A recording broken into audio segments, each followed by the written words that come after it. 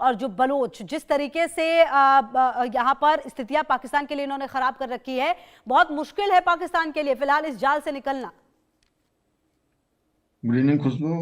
देखिए, पाकिस्तान का सब कुछ अपना करा धरा है। हम्म। जो संसाधन है बलूचिस्तान के, उनको अपना दोहन करते हैं, उनका डेवलपमेंट नहीं होने देते। और जो भोले भाले लोग हैं बलूचिस्तान के, उनके ऊपर अटैक करते हैं। फोर्स डिसअपियरेंस हो जाती है। जो उनका एक पीसफुल आंदोलन है, उसके ऊपर अटैक किया जाता है। और इस तरह से जो एक उनकी एक महरूम बलोच हैं, उनको पकड़ के रखा हुआ है। इस प्रकार से देखते हुए जो पाकिस्तान की नीति है, उसकी वजह से सब कुछ हो रहा है।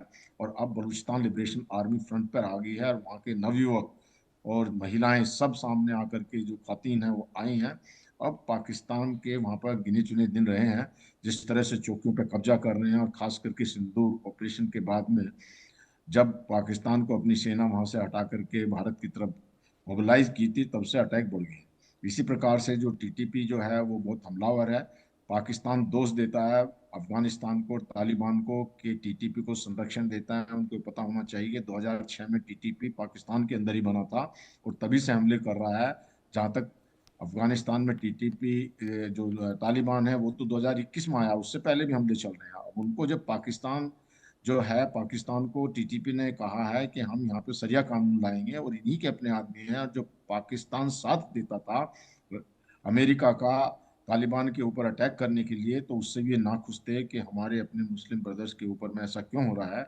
इसी प्रकार से जो खैबर पख्तूनख्वा के अंदर में ड्यूरेंट लाइन को नहीं मानता है अफगानिस्तान, वो कहता है खैबर पख्तूनख्वा में दोनों तरफ से लोग रहते हैं। और जिस प्रकार से फोर्सफुली पाकिस्तान शरणार्थियों को यहाँ से भेज रहा है, और एक ह्यूमन जो एक त्रासदी बनी हुई है उनके पास में, खाने तक की बातें नहीं, तो सबको देखते हुए पाकिस्तान को जो है सबक सिखा रही है अभी टीटीपी। और उनकी चौकियों पर, जैसे आपकी रिपोर्ट में भी बताया गया है, कब्जा कर रही है। और पाकिस्तान की किसी भी सिपाही की हिम्मत नहीं है कि उनके सामने खड़ा हो सके। और कुछ जो पाकिस्तान की सेना के अंदर में भी जो टीटीपी के समर्थक हैं और टीटीपी के सिंपैथाइजर हैं, इसी प्रकार से पीओके के अंदर में भी काफी अफरा तफरी है, वहाँ के लोग भी का भी दोहन करते हैं।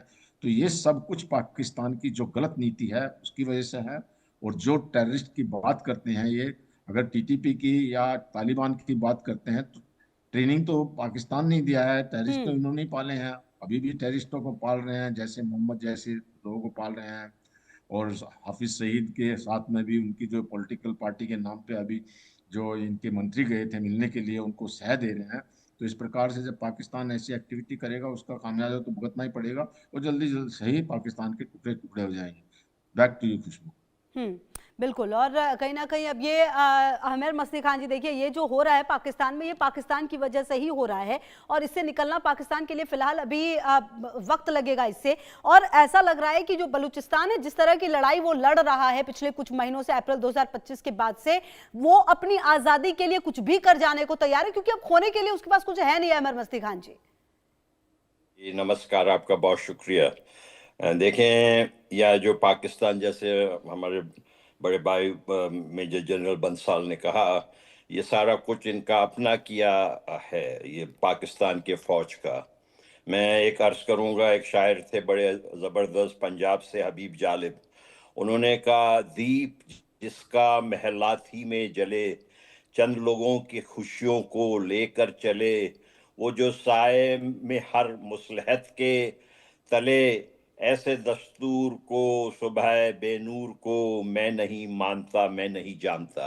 आज पाकिस्तान तकरीबन 80 साल पहले जो बरतानिया बना के गया था, आज वहां पर एक क्राइसिस है। वो क्राइसिस इस वजह से है कि वहां का जो जनरल, पावर हंगरी जनरल, जिसका नाम आसिम मुनीर है, वो अपनी जो मिलिट्री रिजीम है उसको एक आईनी शक्ल देने की कोशिश कर रहा है।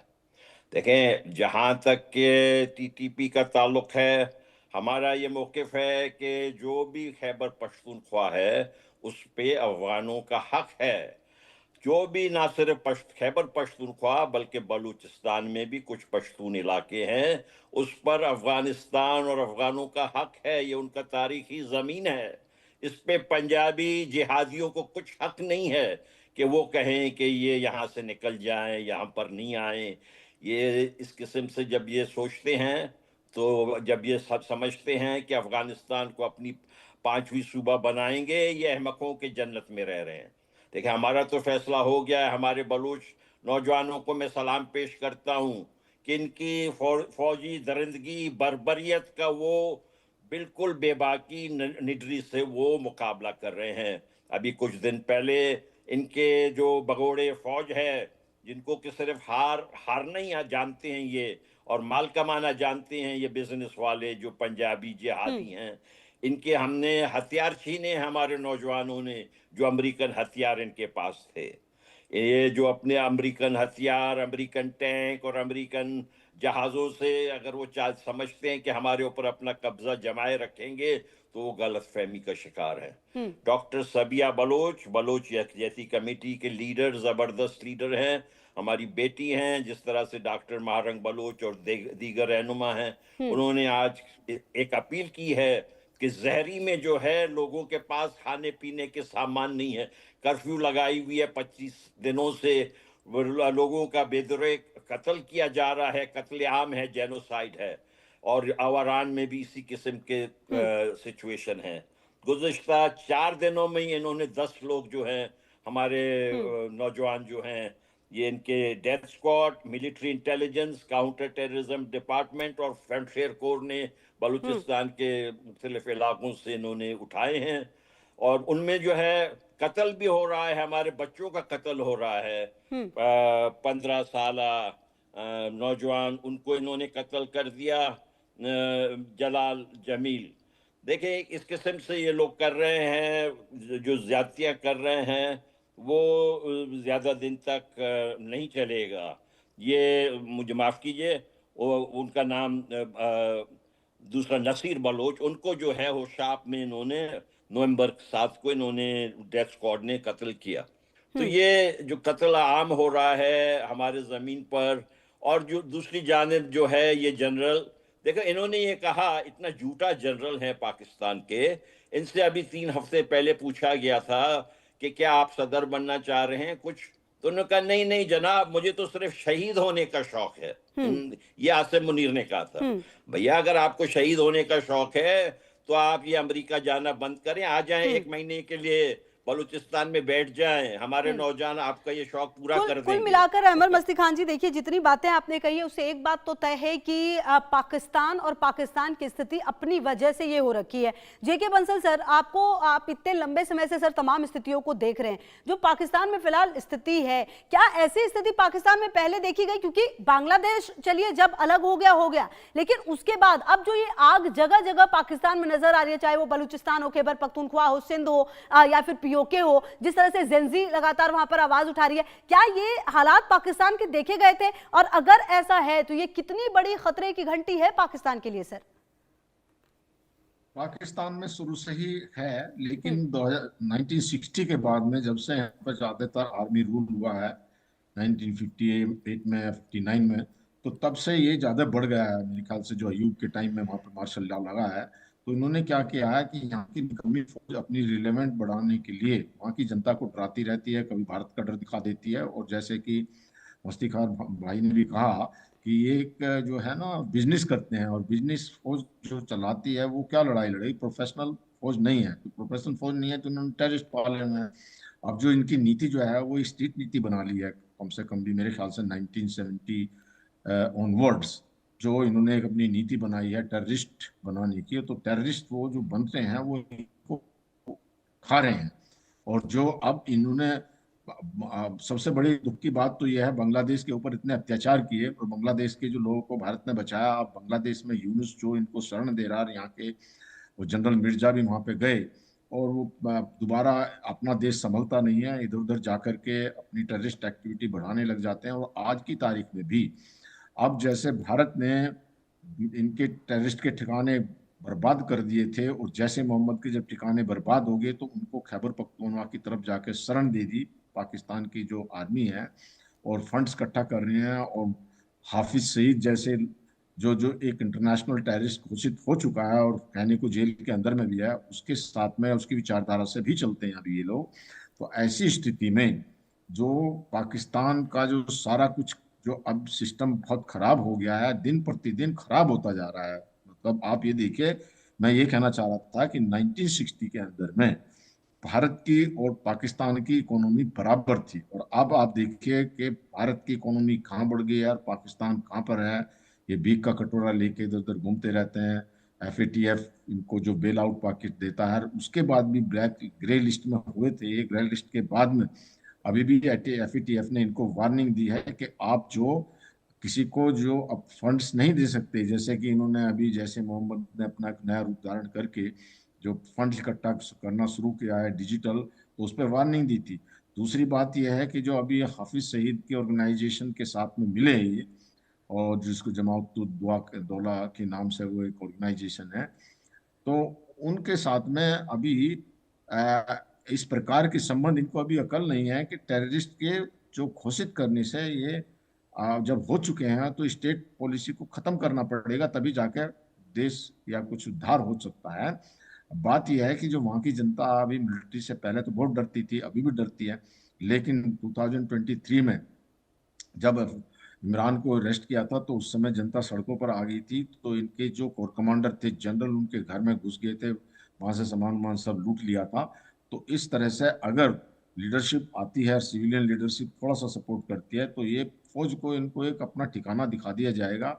जिस प्रकार से अपना कंट्रोल करने की कोशिश कर रहे हैं, और जो यहाँ की जो सिविलियन गवर्नमेंट है वो तो एक कठपुतली सरकार है। जी। तो कहने को यहाँ पर जो है एक डेमोक्रेसी है, तो उसका कोई मतलब ही नहीं है। इलेक्शन वगैरह सब देखिए वो रिगिंग किया गया है। तो ये सारा दिन प्रतिदिन अभी जो सिविलियन लीडर्स हैं, आप ये देखिए, वो सिविलियन लीडर फौज की मर्जी से ही रहते हैं वहां पे। जब इमरान खान था वो भी फौज की मर्जी से आया, उसको निकाला भी फौज की मर्जी से ही, हम्म। और अब जो शहबाज शरीफ भी फौज की मर्जी से ही हैं। हम्म। और उन्होंने अभी क्या है, उसको एक अमली जामा या जो वैधानिक दे रहे हैं कि इनको फील्ड मार्शल बना दिया जाए। तो ये भी हम्म। प्रेशर के अंडर में है, जिसमें तीनों सेनाएं भी इनके अंदर में आ जाएगी। कोर्ट को जो बिल्कुल एकदम उसके जो क्लिप कर दी है विंग्स, तो इस प्रकार से पाकिस्तान खुद ही अपने गड्ढे में गिरता जा रहा है, और उसका परिणाम इसको भुगतना ही पड़ेगा। पाकिस्तान तो, पाकिस्तान का हालात तो पहले से ही खराब है, लेकिन अब दिन प्रतिदिन और खराब होते जा रहे हैं। जी ठीक है सर। और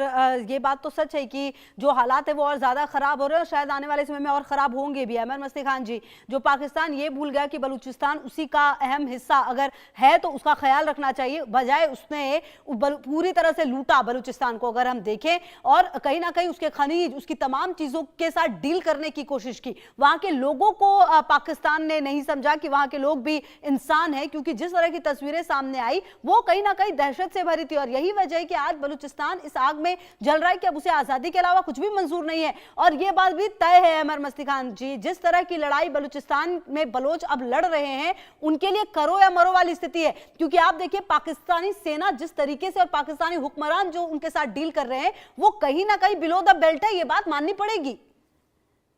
बिल्कुल, आपका बहुत शुक्रिया। मैं अभी अभी यही कहने वाला था कि बलूचिस्तान में बलोच अवाम के लिए डू और डाई का सिचुएशन है, या करो या मरो, इसके अलावा और कोई रास्ता नहीं है। और ये पंजाब के जो फौजी जनरल हैं, जो घटिया तरीन, मुझे तो पंजाब की जो हुक्मरान तबकात है उनके ऊपर भी हंसी आती है कि उन्होंने किस किस्म का घटिया जनरल अपने मफादात के तहफ़्फ़ुज़ के लिए उन्होंने लिया हुआ है। ये तो पूरे पूरे जो है पाकिस्तान को जल्दी ही जो है टुकड़े टुकड़े कर देगा। हमें तो देखें आज़ादी चाहिए, लेकिन हम ये नहीं चाहते हैं कि ये जो पंजाब के अवाम जो है वो किसी भी मुसीबत में पड़े। हम पंजाब के अवाम के साथ हमारी दुश्मनी नहीं है, हमारी लड़ाई उस फौज के साथ है जो कि जिसने के आइन की धज्जियां बखेर दी हैं, जिसने अदलिया को पाकिस्तान में मजाक बना दिया है, जिसने पूरी मीडिया को अपना लॉन्डी बना दिया है। ये जो आईएसआई और जीएचक्यू के जनरल हैं, हमारा तो उनके साथ लड़ाई है। और मेरा तो पंजाब के अवाम से अपील है कि ये जो दहशतगर्दी आपके यहाँ आके इंडिया में करते हैं, और अगर मोदी जी इनको जूते लगाए तो पंजाब के लोगों को जश्न मनाना चाहिए। ये जो इनकी जहनीत है ना हिंदू फोबिया वाली, देखें खुशबू जी, इनकी इसी जहनियत के वजह से ये सारा मसाइल है। ये प्रोपेगेंडा करते हैं कि भाई हिंदू जो है आपके औरतों पे कब्जा कर देंगे। हिंदुओं की जहनियत ही ये नहीं है, ये तो इनकी अपनी जहनियत है, ये घटिया जहनियत। ये जो इन्होंने कहा, ये आसिम मुनीर ने कि जिंदगी के हर मुमकिन पहलू में वो और हिंदू मुख्तलिफ हैं, मैं शायद उनसे ये इत्तेफाक करूंगा। उनकी जहन इंतहाई घटिया है। आपके यहाँ लोगों की हाई वैल्यूज हैं, आपके यहाँ हमेशा से जो है अच्छे वैल्यूज, ह्यूमैनिटेरियन ह्यूमैनिस्टिक वैल्यूज को परवान मिला है। यहाँ पर सिर्फ जिहाद, यहाँ पर सिर्फ नफरत। आप जब नफरत और जिहाद करते रहेंगे, आज ये जिहाद हमारे खिलाफ, बलोच तो देखे, ये सेक्युलर बेशक है